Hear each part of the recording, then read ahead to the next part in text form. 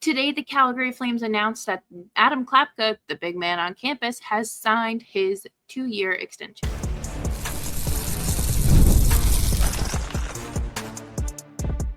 You're Locked On Flames, your daily podcast on the Calgary Flames. Part of the Locked On Podcast Network, your team every day.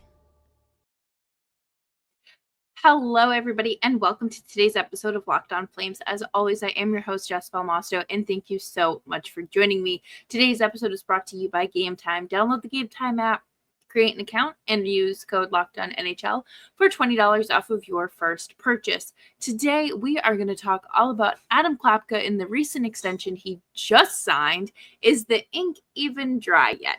Make sure you subscribe to Locked On Flames wherever you get your podcasts, as well as YouTube. We're here for you Monday through Friday, 5 days a week, your Calgary Flames every day. And let's jump right into this because congratulations, Adam Klapka. You just earned yourself a nice raise. He signed a 2-year, $1.25 million deal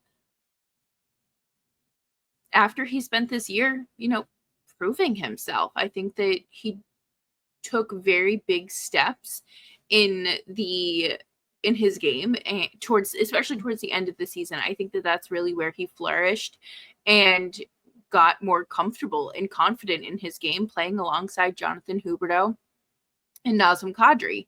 I think that he, the 6 goals in 31 games is, I guess that's what I would expect from a depth forward, especially one that was kind of floating up and down between the NHL and the AHL. The best thing about Adam Klapka isn't just the fact that he is a solid depth forward, but his size.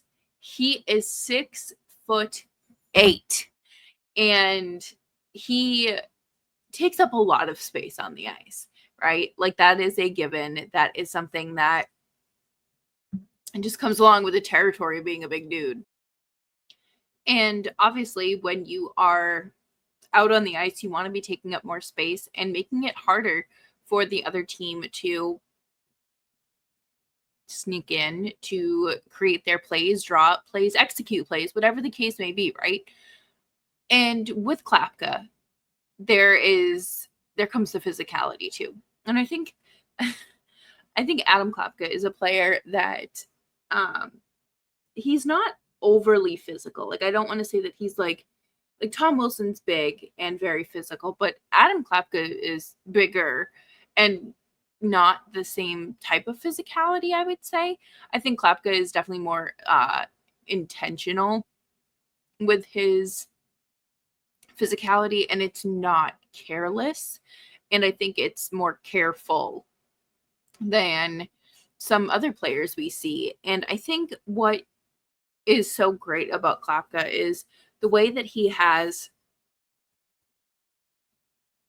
floated through the lineup, whether it be, with the Wranglers being, decent scorer down there, top 3, top 5 scorer, and then coming up to the Flames and fitting in on the 4th line, or maybe playing on the 2nd line a little bit, doing his thing there, and then, kind of securing himself as a top line forward for, the final few games of the season.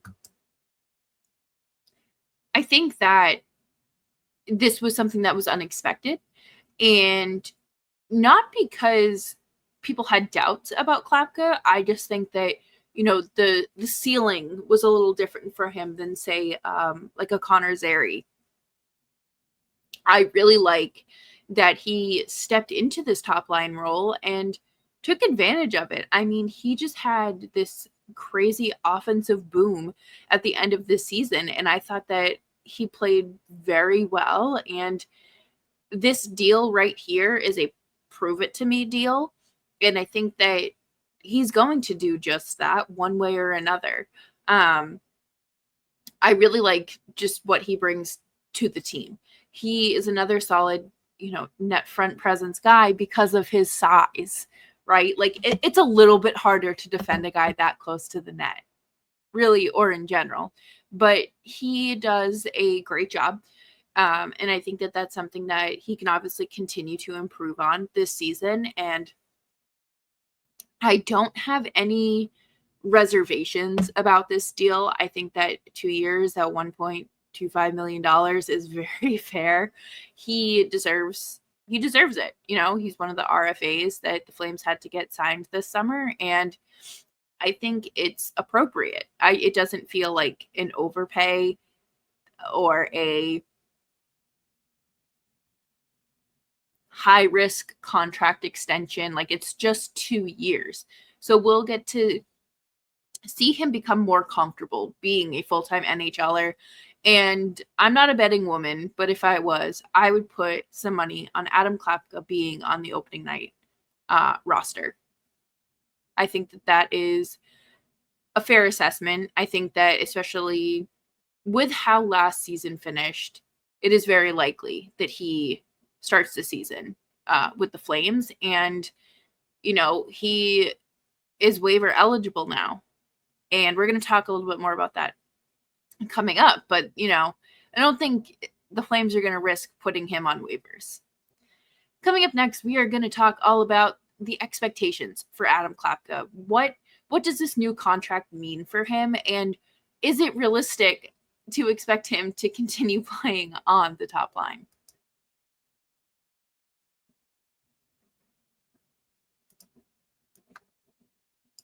You just realized your business needed to hire someone yesterday. How can you find amazing candidates fast? Easy. Just use Indeed.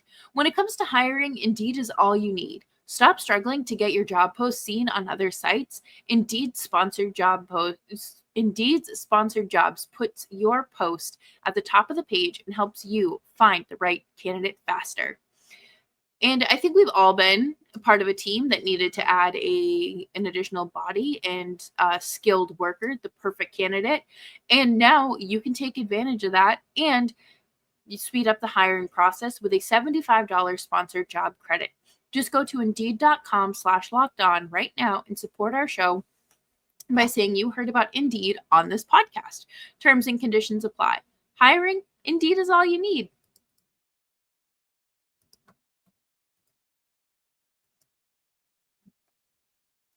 Thanks, everyone, for hanging out with me today on Locked On Flames. Make sure you're following me on Twitter and Blue Sky at Jess Belmosto. So I think that the expectation for Adam Klapka was, a fourth line forward, an extra, depth guy down there. And he exceeded those expectations. He's not, I don't think anyone's above playing on the fourth line. I think if, you need those limited minutes because you're, it's a little bit of a wake-up call, or maybe the chemistry, whatever the case may be. I think that he proved that he can play higher in the lineup. And it was nice to see that he is a nice addition to the bottom six, but ultimately he played top line minutes towards the end of the season with the two leading goal scorers of the Flames. So does that mean he is a top line forward? I don't know. It is such a small sample size that it's hard to say one way or another. Do I think it's possible he could become a, top six winger? Sure. Why not? Anything is possible. Okay. If you work hard enough and you have the right talent around you and the right coaches, anything's possible. I think about, like Sam Bennett has come mighty far since his days in Calgary. Brad Marchand literally came into this league as a fourth line winger. Okay. So let's take a second there. But for me, I think Klapka is good wherever you put him. I think that it doesn't matter if he is on the fourth line, the third line, the top line, or you're double shifting him. I think that he makes the most of every opportunity that he gets, and he plays well with everyone. And I think that, again, the size plays to his advantage. Being 6'8" is a gift in itself. Being a 6'8" forward is unheard of. Zdeno Chara. You know, that's exactly who you think of when you think 6'8" hockey player. A redwood tree. Adam Klapka has the build of a defenseman, but the speed and skill of as a forward. So he has very good things going for him. And like I mentioned before, the physicality is not something I am concerned with because it's tempered. Obviously, we only saw him, we didn't see him for a full season, but it has, knock on wood, never been an issue. And I don't expect it to be and come out of nowhere. I want to see more of Adam Klapka. I think that's exactly why they signed this deal, right? You have 2 years, 2 seasons to prove why you should be part of this Flames organization. After you've given us so much already, and especially after you really took that step forward at the end of the season when it mattered, when the Flames season was on the line, he was out there every single shift like it was his last. And for me, I think that this is obviously the right move. I think that, ultimately, if Adam Klapka is your top line winger, you have a scoring issue, which isn't a secret that the Flames, have one of those. However, if you need a player to slide up in the lineup for a game or two because this player is hurt, sure, whatever. However, I think that Matt Coronado needs to be back up there. Klapka has a place in this Flames lineup. Where it is wherever he wants it to be. I think that, middle six would be, honestly, I see him anywhere outside of the top line. And I know that feels like that feels like a very big cop out, but he has the versatility. He has the skill. He has proven that he can slide up and down this lineup without any problem. And that is a special skill that you need to have in your toolbox. And if the Flames have a guy like that in their toolbox, it bodes pretty well for them. But my issue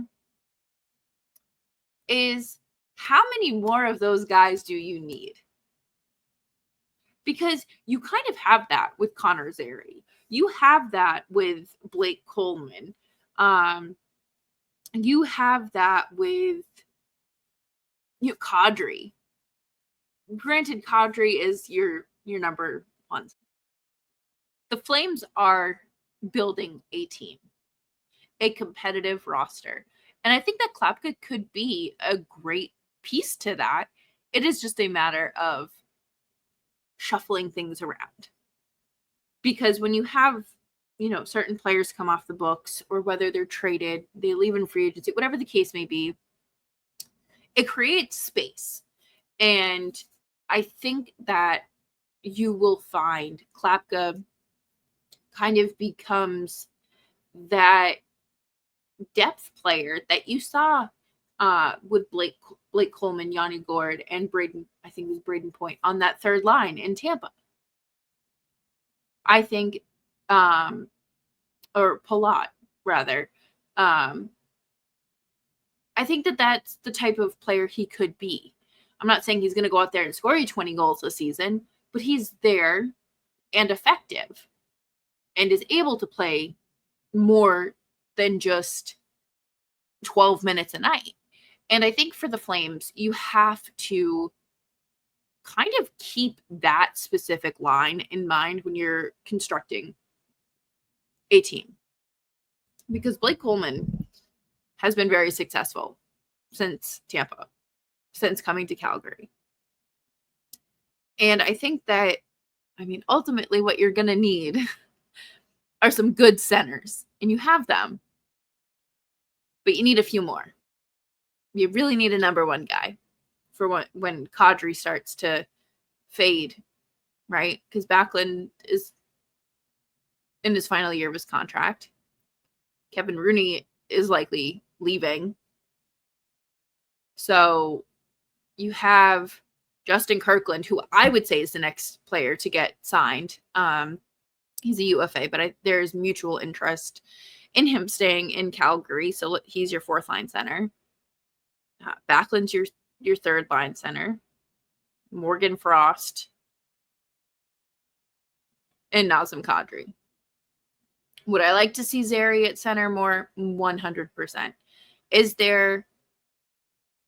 this a continuation of the log jam? Yes, it is. 100%.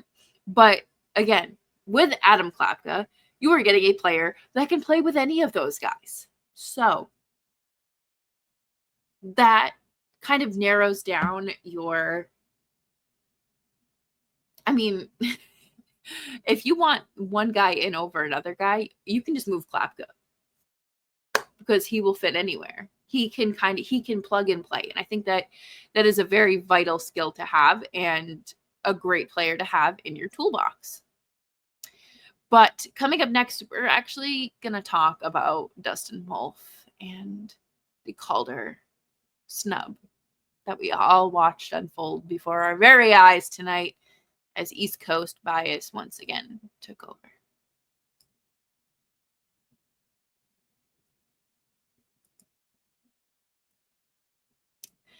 It is summertime, and you know what that means. It is time to hit the concerts, hit the baseball games, and get in on the non-stop action. With the Stanley Cup playoffs heating up, there has never been a better time to get in on the action, and Game Time makes getting into the building fast and affordable. Game Time gives you last-minute ticket deals, zone deals for deep discounts, panoramic seat views, and all-in pricing with no hidden fees. Plus, ticket prices often drop closer to the game time, so you can score big without overpaying. You can save huge with zone deals. They pick the very best seats at the lowest price. Save up to 60% off buying last-minute tickets for sports, concerts, comedy, theater, and more. I like the view from your seat feature because I was visiting new arenas this season and did not know what my view was going to be, and I needed Game Time to come through with those views from your seats, and I got it. Take the guesswork out of buying tickets with Game Time. Download the Game Time app, create an account, and use code LOCKEDONNHL for $20 off of your first purchase. Terms apply. Again, create an account and redeem code LOCKEDONNHL for $20 off. Download Game Time today. Last minute tickets, lowest price guaranteed.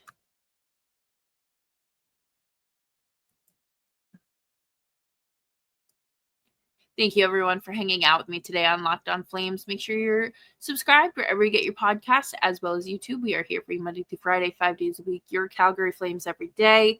And Dustin Wolf was robbed today. He was robbed of the Calder Trophy after Lane Hutson, who's an offensive defenseman in Montreal, won. I don't know what it takes for a goalie to win. I don't. I think that Dustin Wolf more than carried this team this season. He did it without several elite pieces in front of him. He stepped up after Markstrom was traded. And just because he can't score goals or score points doesn't mean that he is not worthy of the nomination or your first place vote. I think leaving him off your ballot completely is so ignorant and like you're trying to make a point and you didn't. There were 3 writers that did it, and I just have a lot of I don't value their work, I guess. I think it just like you're being purposely obtuse at that point. I think that Dustin Wolf had a very difficult job this season. I think everyone on the Flames did. But Dustin Wolf played 18 games the season prior, 17, 18 games. He was bouncing up and down between the AHL and NHL, and then finished the regular season with the team. And things did not look good. And the conversation was, he's too small. He's too small. He's not an NHL goaltender. He's just too small. And it's a conversation we've heard a million times before.